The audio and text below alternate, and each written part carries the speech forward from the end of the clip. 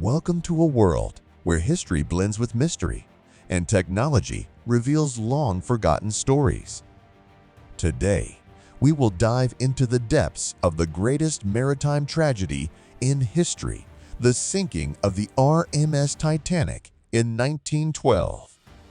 Even more than 100 years after its tragic end, the Titanic still holds its secrets shrouded in the depths of the sea.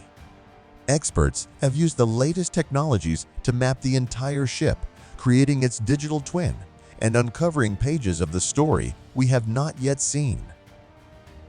In today's video, we'll explore 8 of Titanic's greatest mysteries, which remain unsolved to this day. Number 1. The fate of SS Californian. On the fateful night when the Titanic's journey came to an end, one ship, the SS Californian, was closer to the site of the disaster than any other. The distance of the Californian from the sinking giant has been a subject of interest and controversy since that tragic night. How could a ship anchored just a few miles from the Titanic fail to provide timely assistance? The Californian had stopped that night due to dangerous ice fields, and its radio operator, Cyril Evans, had warned the Titanic about the ice, but was rudely dismissed because the Titanic's operator was busy. Later, when the disaster struck, the Californian's radio was turned off, leaving the Titanic's distress signals unanswered. However, the radio silence was not the only puzzling element in this story. Crew members aboard the Californian claimed to have seen flares in the night sky. These flares, which were distress signals from the sinking Titanic, should have prompted immediate action. Instead, the Californian's crew debated what they were seeing. Were they just falling stars, celebratory fireworks from another ship, or truly desperate cries for help? In the end, although many aspects of that night have been reconstructed, the exact sequence of events and decisions made on the Californian, as well as the reasons for its inaction, remain subjects of debate and wonder. The irony of the SS Californian being so close yet so far is a story that continues to resonate in the mysteries of maritime history. Number 2. The real reason behind the shortage of lifeboats. One of the most striking and tragic decisions on the Titanic was the number of lifeboats for a ship carrying more than 2,000 passengers and crew. The Titanic was equipped with lifeboats that could accommodate only 1,200 people. This grim calculation has long been at the center of speculation, but why was there such a shortage of lifeboats from the very beginning? The Titanic was designed in an era when maritime regulations could not keep pace with the rapid advancements in shipbuilding technology. The rules of the British Board of Trade at the time required British ships over 10,000 tons to have only 16 lifeboats. The Titanic, with a weight of 46,000 tons, had 20 lifeboats, which technically exceeded the requirement, but was far from sufficient for the ship's actual capacity. The insufficiency was not merely a matter of oversight. Aesthetic and commercial considerations also played a role.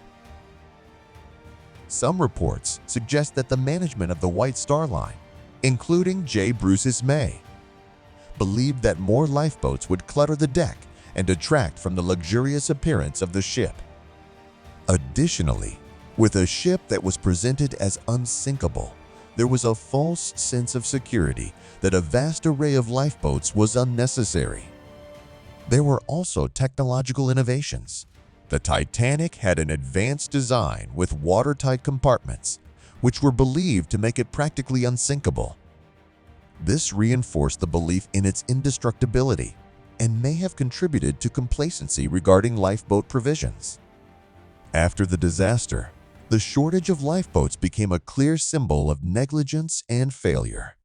The tragedy spurred significant changes in maritime safety regulations, including requirements for lifeboat capacity Today, the shortage of lifeboats serves as a poignant reminder of the dangers of overconfidence and the severe consequences of inadequate preparation. Number 3. The premonition of the unsinkable Molly Brown. Margaret Brown, known as the unsinkable Molly Brown, is one of the most famous figures to emerge from the Titanic disaster. She is renowned for her indomitable spirit and courage during the sinking of the ship. However, less known is the story of her inexplicable premonition before boarding the Titanic. Molly Brown, a wealthy American socialite and philanthropist, had not originally planned to sail on the Titanic. She was traveling through Europe when she received news that her grandson was ill. In her sudden return to America, she booked a ticket on the first available ship, which happened to be the Titanic. Before her hurried departure, Molly had a disturbing dream. In her vision, she was aboard a large ship that suffered a terrible accident. The dream was so vivid that she wrote about it to friends in a letter. She described chaos, cold water, and a sense of impending doom. Little did she know how prophetic her dream would turn out to be. Molly Brown's premonition adds another layer of mystique to her already fascinating story. While her acts of bravery are well documented, this strange premonition stands as evidence of the unusual phenomena surrounding the tragic tale of the Titanic. It serves as a poignant reminder of the thin line between intuition and reality, often residing in the realm of the unexplained. Number 4. The ship's curse and the mummy. Among the many legends surrounding the Titanic, the tale of a cursed mummy stands out as one of the most fantastical stories. Ancient curses are not uncommon, with tales of explorers facing the wrath of disturbed pharaohs being widely popularized. However, the story of a mummy's curse causing the sinking of the Titanic takes this fascination to an even more dramatic level. The story begins with the alleged transportation of an Egyptian mummy aboard the Titanic. This was no ordinary mummy, but reportedly the remains of Princess Amarna. The legend claimed that this mummy carried a powerful curse, bringing misfortune and disaster to anyone who possessed it. From the museum in England that originally housed it, where staff reportedly experienced mysterious deaths and accidents, to its supposed subsequent owners, who faced untimely deaths or tragedies, the mummy's curse seemed relentless. Despite this, the legend of the cursed mummy offers insight into human psychology and our need for explanations, especially when faced with incomprehensible tragedies. It highlights our tendency to resort to supernatural explanations as we attempt to make sense of events that defy understanding. Number 5. The mysterious fire in coal bunker number 6. The RMS Titanic was an engineering marvel, but hidden beneath its gleaming decks and luxurious interiors lay a threat that many believe played a role in its sinking: a fire smoldering in coal bunker number 6.